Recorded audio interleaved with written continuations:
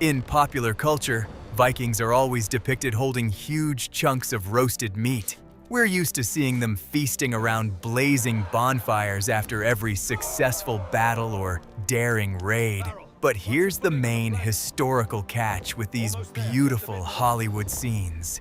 As soon as the northern warriors stepped onto the deck of their longship, they had to forget about hot food for weeks on end.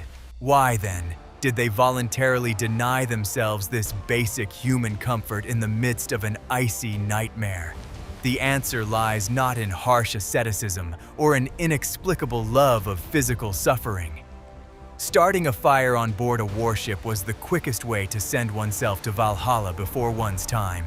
It wasn't just dangerous, it guaranteed instant disaster for the entire close-knit crew. Survival on the open sea demanded iron discipline, where a single small mistake cost the lives of absolutely everyone. Modern safety regulations seem like children's fairy tales compared to the harsh laws of ancient seafarers. But this is where it gets truly interesting if you consider the physiology of these people. Fighting, rowing, and surviving in icy water demanded a colossal expenditure of energy every single day. An ordinary person on a meager ration would quickly weaken, lose concentration, and simply freeze to death. Yet the armies of the North managed to cross the Atlantic, discover new continents, and keep all of Europe in fear. They turned their stomachs into perfect biological furnaces capable of digesting the most complex foods. Modern survival trainers pay huge sums of money to learn the secrets of such incredible endurance. We're used to thinking that ancient people were primitive and didn't understand the basic laws of physiology. But the facts tell a different story, forcing us to take a fresh look at the history of the early Middle Ages. The Vikings created the perfect nutrition system for their endless military campaigns and exploratory expeditions. Their diet was mathematically calculated to maximize energy conservation while minimizing the weight of their cargo. Modern developers of military rations actually use the same principles as the Scandinavians did 1,000 years ago. The only difference is that modern soldiers' food is packaged in attractive vacuum-sealed plastic. In this journey into the past, we'll answer the most surprising questions about the daily lives of ancient warriors. Why was a piece of wood more valuable than gold in the middle of the endless sea? How did ordinary sour milk help win massive battles on foreign shores? How did the lack of a hot dinner shape the mindset of Europe's most dangerous enemy? This is a journey into a world where endurance meant everything, and weakness was never forgiven. Hold on tight. We're heading back to an era where the sea forgave not a single mistake. To understand the Vikings' fear of fire on the water, you need to look at their ships. The Drakkar was the pinnacle of engineering of its time, incredibly fast and frighteningly agile. But from a fire safety perspective, it was a real nightmare, ready to burst into flames from a single spark. These ships were built entirely of wood, most often oak or resilient pine. The wood was constantly dried out by salty winds, turning it into the perfect fuel for a giant bonfire. Starting a fire on such a deck was like lighting a cigarette at a gas station flooded with gasoline. But dry wood alone was only half of this deadly problem. To prevent the ships from rotting in the water, they had to be treated very thoroughly with something. The Scandinavians used a huge amount of thick and incredibly sticky pine resin for this purpose. They generously coated every inch of the hull, every crack, and every wooden joint with this substance. The resin repelled water perfectly, but it also possessed the properties of modern napalm. One careless move with the coals, and the entire ship would have turned into a blazing torch in a matter of minutes. Imagine a modern oil tanker on which the crew decided to grill kebabs right on the deck. Sounds like the setup for a silly comedy or a Darwin Award nomination, doesn't it?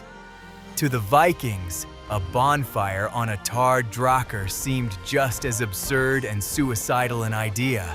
On the open sea, There was absolutely nowhere to flee from a burning ship except into the icy depths, and swimming in heavy woolen clothing in the middle of the North Sea is a dubious pleasure with a predictable outcome. They simply had no room for error, so fire was strictly forbidden. Some might argue that special metal braziers or stone slabs could have been used. The Romans, for example, sometimes cooked on large ships using complex structures to insulate the heat.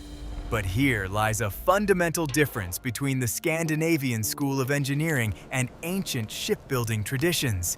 Roman grain ships were enormous, wide, and incredibly slow floating fortresses with high sides. The Drakkar, however, was designed as a predator, narrow, low, and constantly bending over the ocean waves. Under such conditions, any heavy brazier would inevitably tip over at the very first serious list. Now let's consider the weather that typically prevails in northern latitudes. The North Atlantic has never been known for its calm. Storms there arise suddenly and strike with ferocity. The ship is constantly tossed by the waves, the deck shakes violently, and the wind knocks you off your feet. Try, under such conditions, to keep a cauldron of boiling water balanced over red-hot coals. It is physically impossible, and any attempt would have resulted in severe burns for half the crew. Modern sailors use gimbal mounts for stoves, but in the 9th century, such technology simply did not exist. Furthermore, the smoke from the onboard fire created another critical tactical problem. The Vikings were famous for their surprise attacks. They would emerge from the fog like ghosts and strike. A low-profile ship was incredibly difficult to spot on the horizon until the very last moment. But a column of smoke from a campfire would be visible to enemy lookouts for many miles. This would destroy the entire element of surprise, which was the main trump card of Scandinavian raids. Why give away your position to the enemy for the sake of a bowl of warm porridge?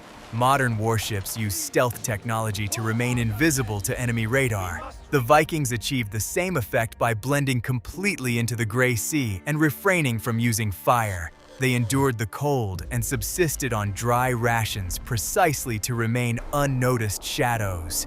This decision reflected the harsh but absolutely flawless military logic of the time. Comfort was always sacrificed for stealth, maneuverability, and the chances of a successful raid. My feet freeze at the very thought of it, but for them, it was routine. Sometimes the ships would run into a complete calm and could drift for weeks far from the safety of shore. At such moments, tension on board would rise to the breaking point, and food became the most precious resource. One might think that in calm weather they could have allowed themselves to light a small fire. But the psychological barrier and strict maritime laws allowed for no exceptions to the rules.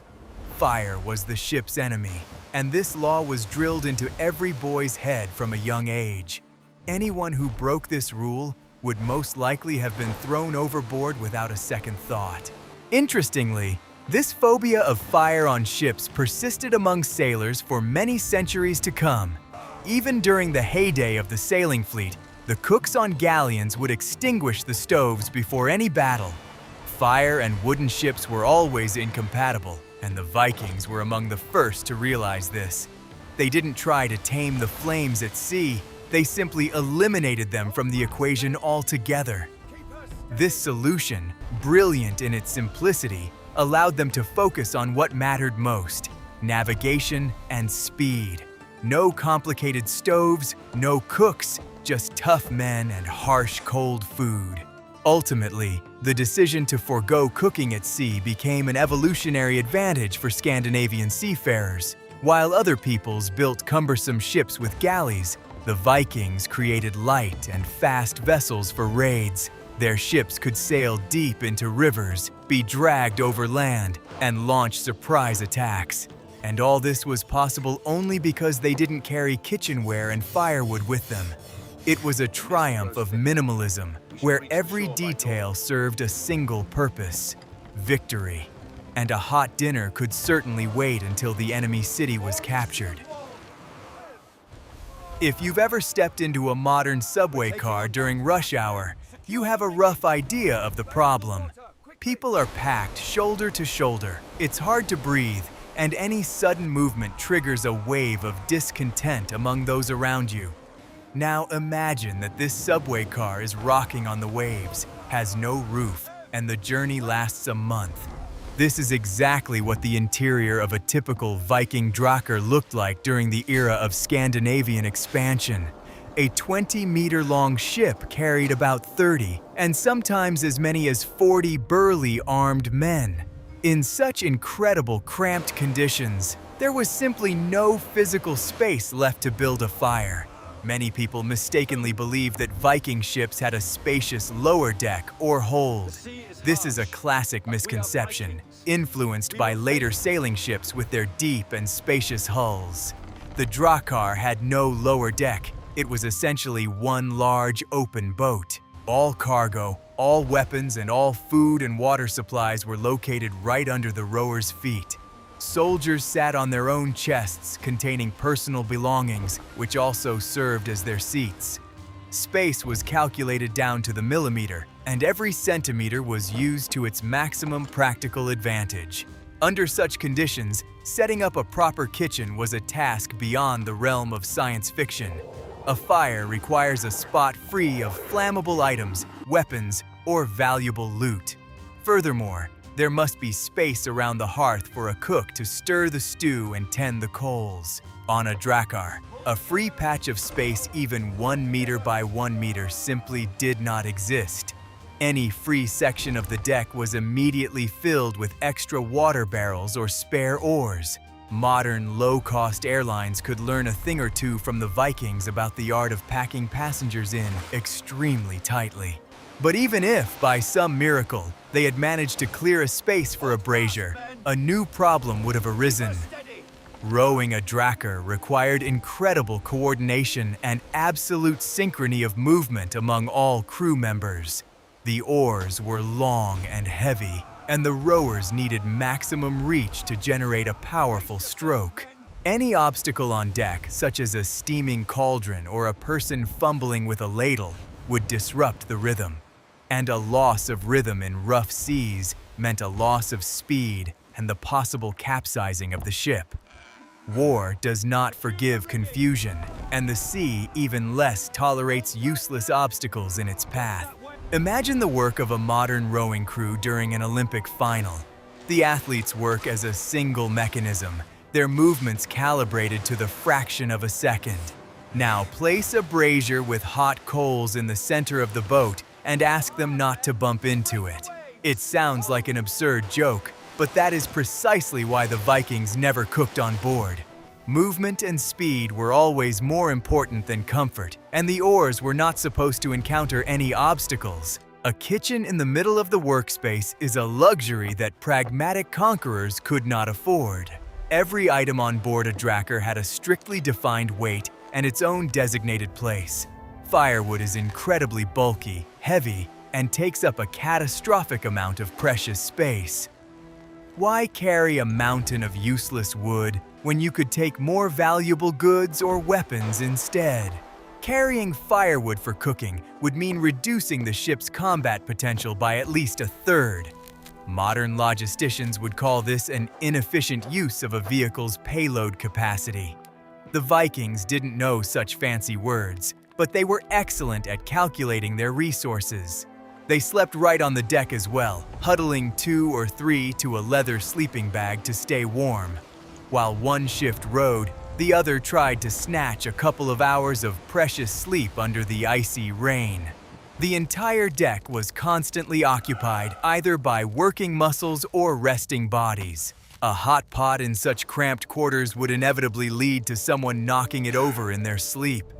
Burns from boiling water in an era without antibiotics meant almost certain blood poisoning and a painful death.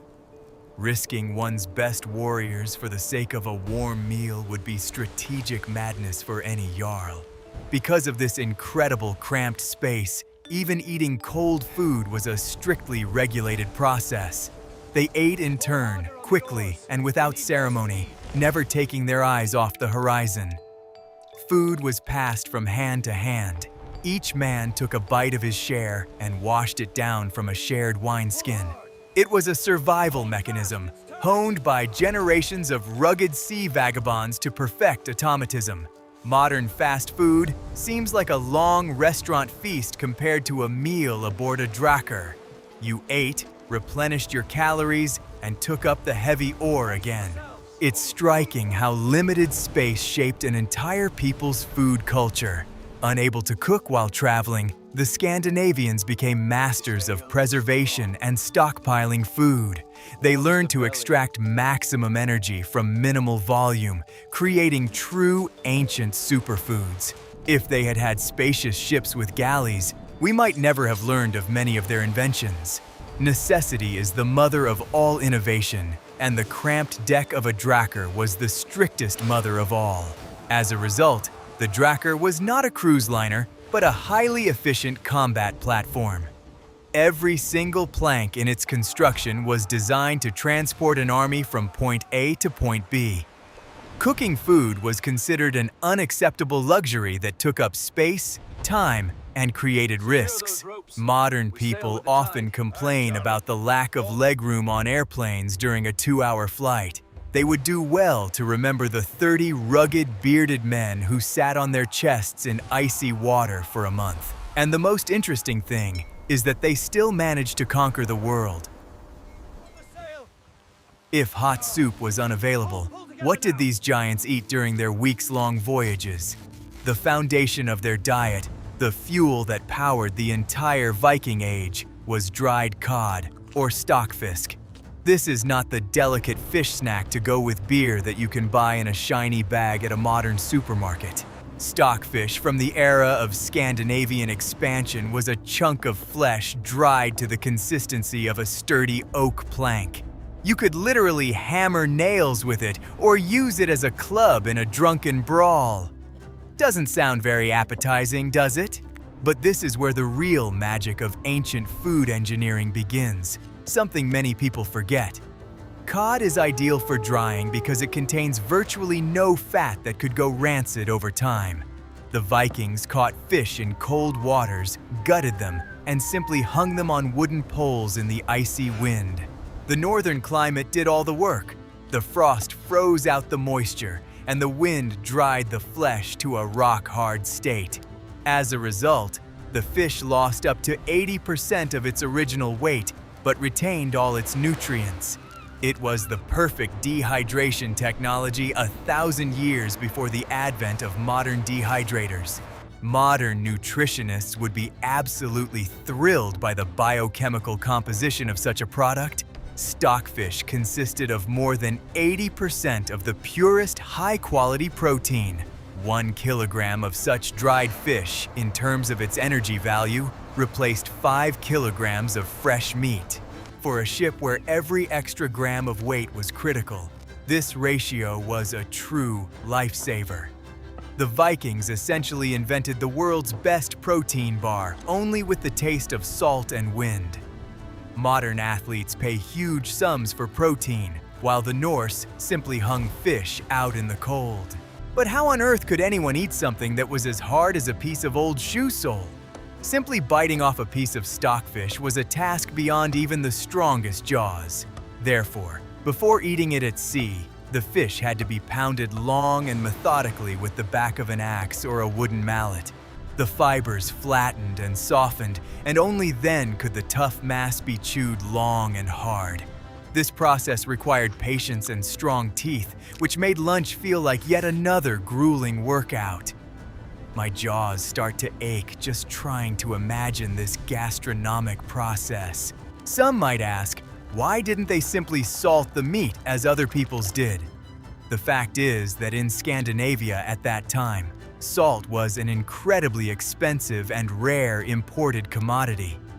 Evaporating salt from seawater in a cold climate required a huge amount of firewood, which was always in short supply. Air drying was absolutely free, requiring only time and the right weather conditions. The Scandinavians used the laws of physics to their advantage, turning a lack of resources into their main advantage. This is a classic example of how a harsh environment gives rise to solutions that are ingenious in their simplicity. Such stockfish could be stored for years without losing any of its nutritional value or developing mold. In a humid maritime climate, where any other food would rot within a week, dried cod remained perfect. It was stacked in the ship's holds and required no barrels or special storage containers. If it happened to get splashed by a wave, it would simply dry out again, becoming only slightly saltier. It was the perfect food for perfect soldiers, designed to survive the apocalypse. Modern canned goods can only dream of such a shelf life under extreme conditions. The process of chewing dried fish had another unexpected physiological effect on the body. Prolonged chewing stimulated copious saliva production and triggered digestive processes, tricking the empty stomach. The signal of satiety reached the brain long before a person had consumed a large volume of actual food. The Vikings would fill up on relatively small portions, which allowed them to significantly conserve precious supplies during long raids. Modern nutritionists advise chewing food more slowly to lose weight, while ancient warriors did so to survive. It's amazing how science always catches up with ancient practices. Cod was such a valuable and reliable resource that it soon became a kind of hard currency of the North. It was used to pay for goods, collect taxes, and pay the wages of the king's mercenary warriors. It is quite possible that your sword and chainmail were purchased for a couple hundred pieces of good dried fish. Entire cities in Norway grew and prospered solely on the production and export of this indispensable product. It was a true fishing empire, built on a commodity that could survive any voyage without a single spark of fire. When we read sagas about the great battles and conquests of England or France, we forget about logistics. No army in the world can march on an empty stomach, let alone an army sailing across the sea. The secret to the success of the great heathen army lay not only in the fury of the berserkers or the sharpness of their axes. Their success lay in stacks of hard, dried fish, which allowed them to appear where no one expected them. They could afford the luxury of not depending on local resources and not wasting time foraging. Logistics decides the outcome of wars, and cod was the Vikings' logistical masterpiece. So the next time you see a huge roasted cod in a Scandinavian's hands in a movie, smile. The true terror of Europe fed on what a modern person would be too disgusted to give even to their dog. They crossed oceans, chewed on fish fibers, and went into battle full of strength and fury.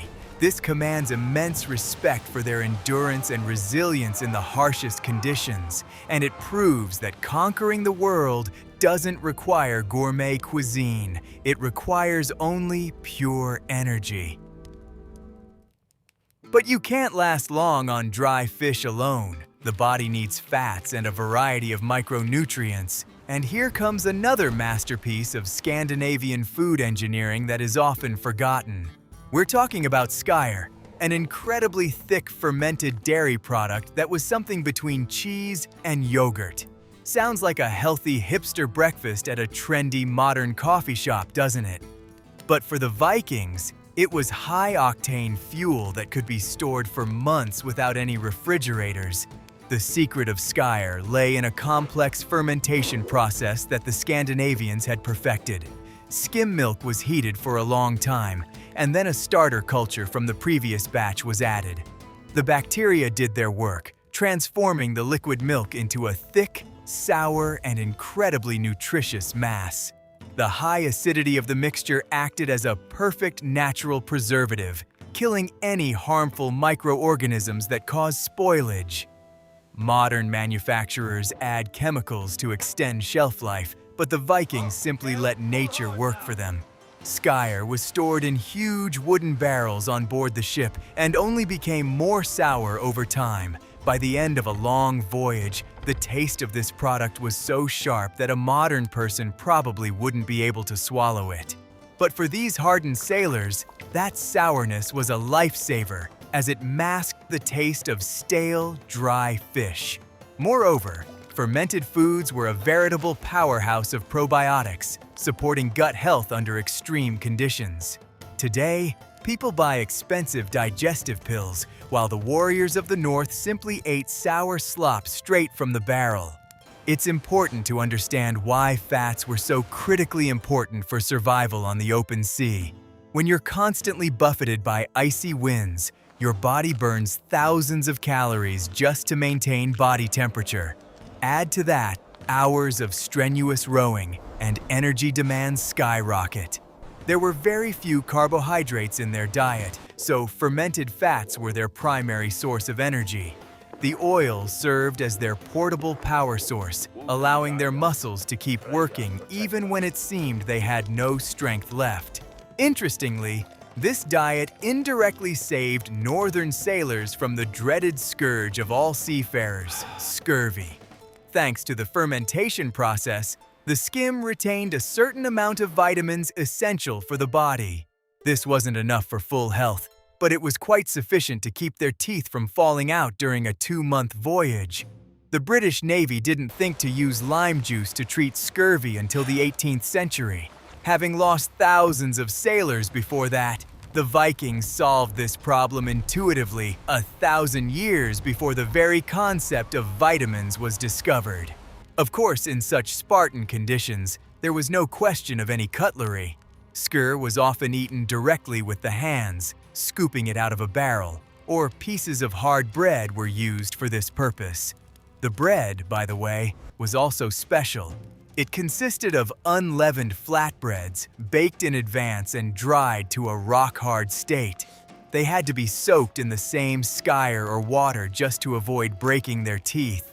No comfort, no aesthetics, only the harsh consumption of calories for the sake of survival and future victory. This entire system of cold food placed an incredible strain on the human digestive system. The body had to extract maximum energy from very specific, hard, and acidic food. Modern scientists believe that the gut microbiome of people from that era differed significantly from ours. Their stomachs were capable of digesting what today would send a person to the ICU with severe poisoning. Evolution quickly weeded out those who could not adapt to such a harsh gastronomic reality. It was precisely this cold, sour, and tough diet that allowed the Drakkars to venture so far from their home shores. They were not tied to the land. They did not need to search for firewood every day to cook. Their ships were self-sufficient survival pods filled with concentrated energy. While their enemies wasted time on food convoys and building fires, the Vikings simply sailed onward. They triumphed through logistics, and their hearty stomachs were just as important a weapon as their famous swords. The paradox of any sea voyage is that there is an endless amount of water all around, yet nothing to drink. The ocean is a vast salt desert, and thirst aboard a Drakkar was a more fearsome enemy than any storm or enemy fleet. Without food, a trained person can survive for several weeks, but without water, they will break down in a couple of days. The logistics of drinking water were the most difficult challenge for ancient Scandinavian seafarers. They had to carry enormous supplies of liquid, which took up precious space on the ship. Water was stored in large wooden barrels that were tightly sealed to keep seawater out. But water in wooden containers, without any chemical treatment, spoils very quickly. Literally within a couple of weeks, it would bloom, take on a disgusting musty odor, and become covered in slime.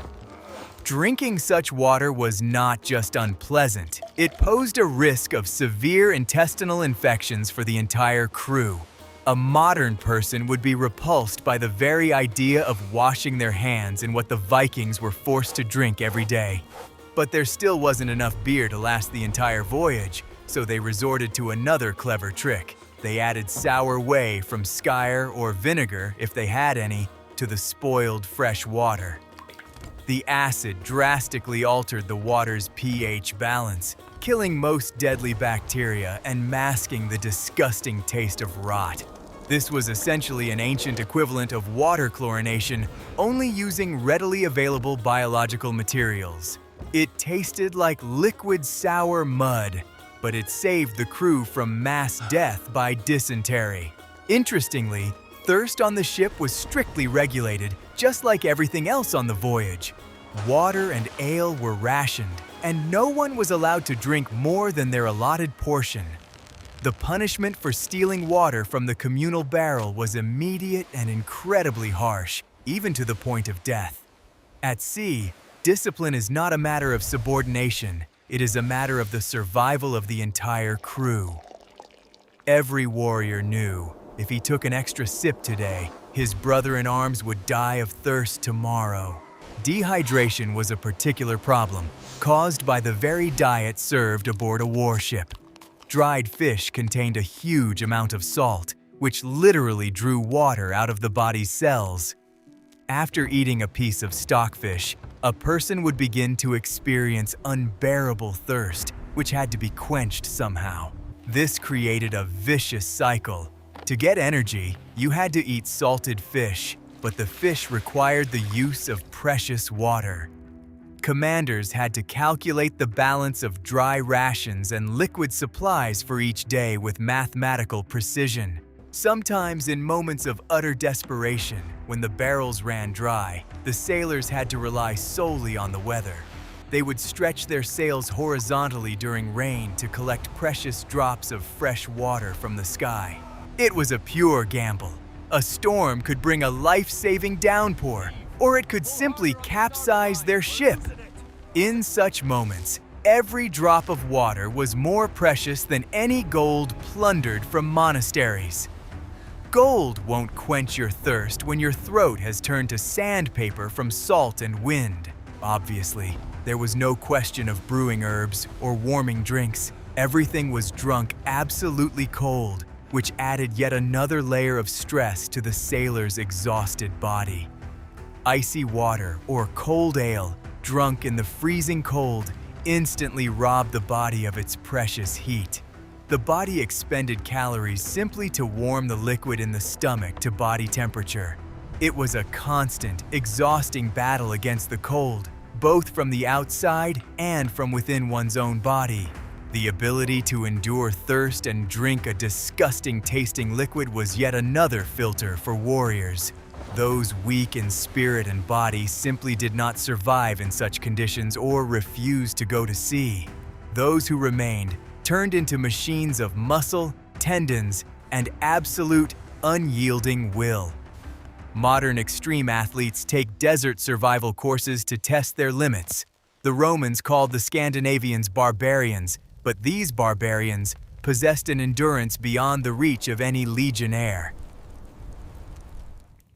We talk a lot about physiology, but the lack of hot food had a powerful psychological effect. Food is not just a collection of proteins, fats, and carbohydrates. It is a huge part of human comfort and social interaction.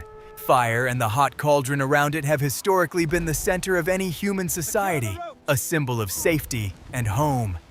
Giving up this symbol on the open sea meant voluntarily entering a state of permanent war and deprivation.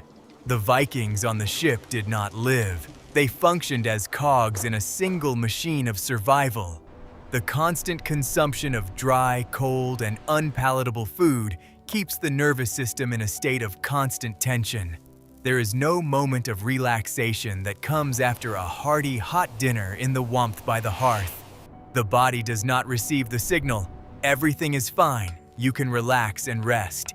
It is always in a state of combat readiness. Modern neuroscientists know that such stress maintains high levels of cortisol and adrenaline in the blood.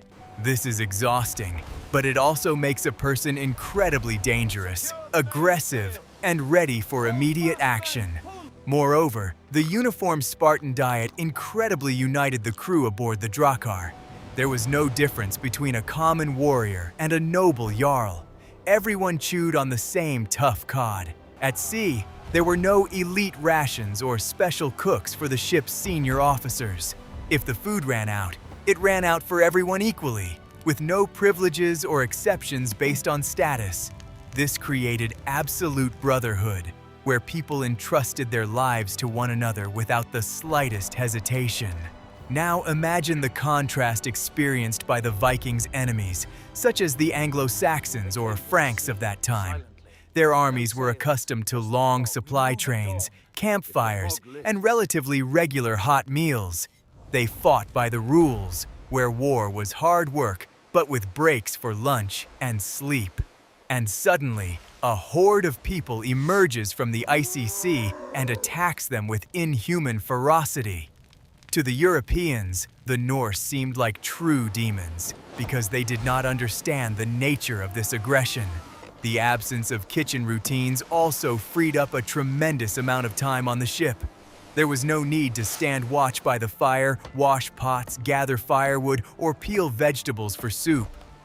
All that time was used to repair equipment, sharpen weapons, or watch the shifting horizon.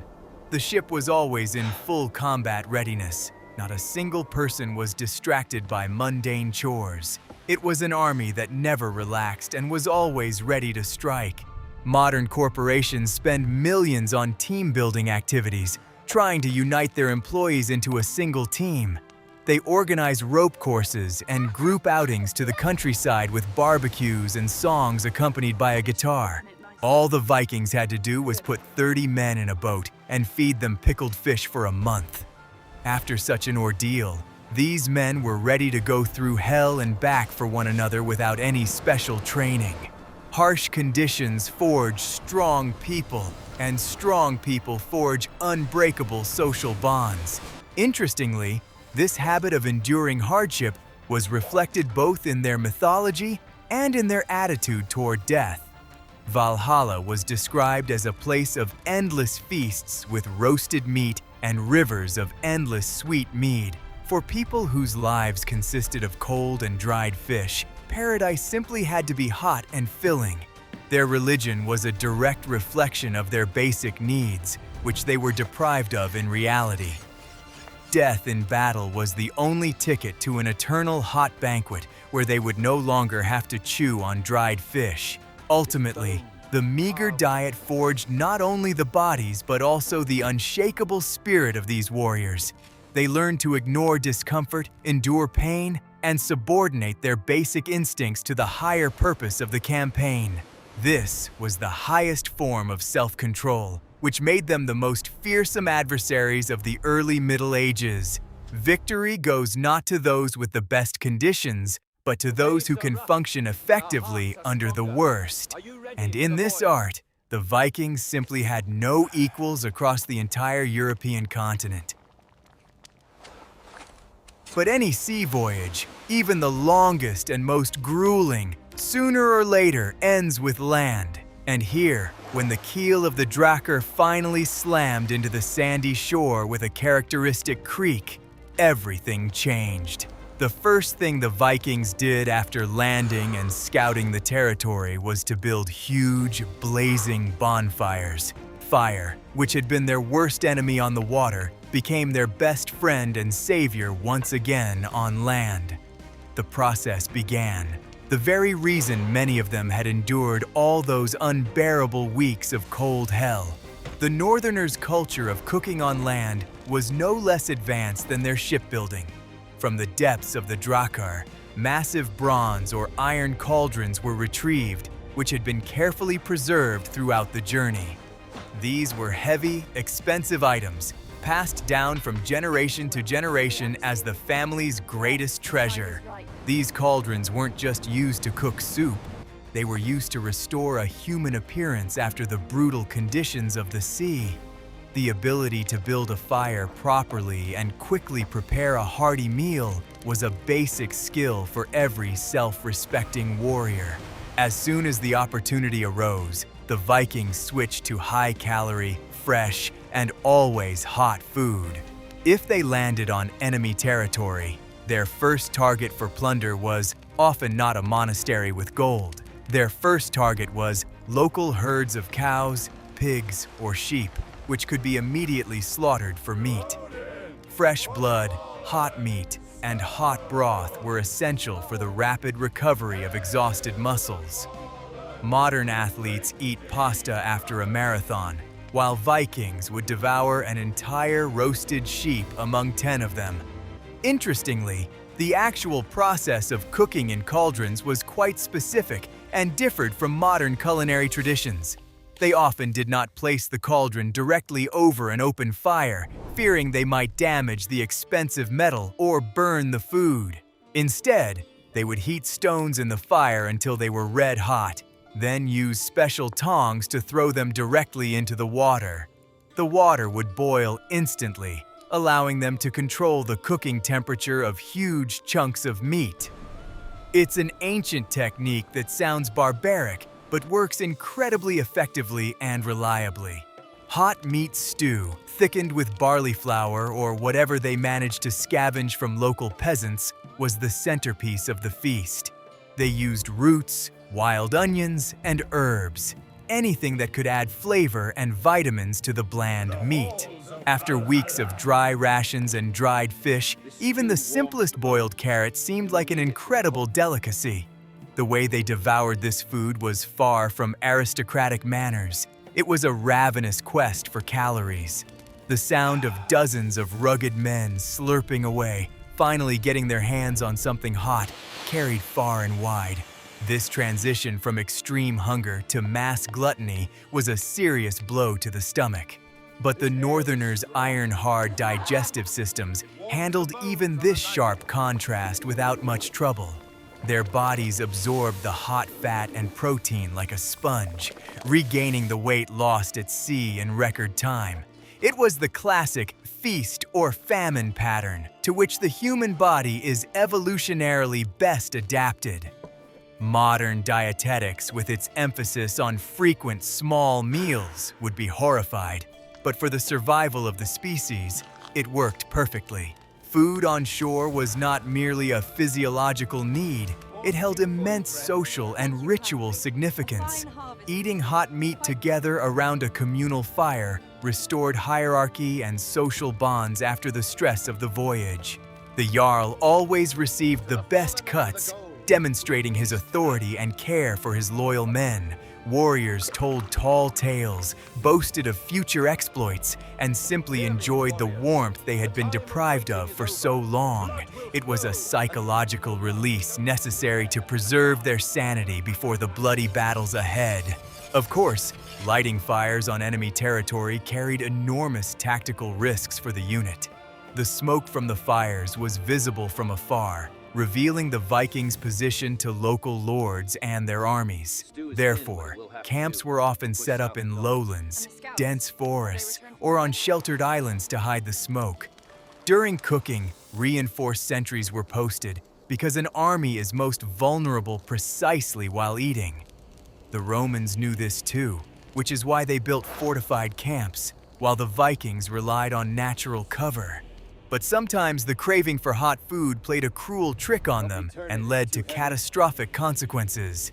History records instances when Scandinavian units were caught off guard precisely while roasting plundered pigs.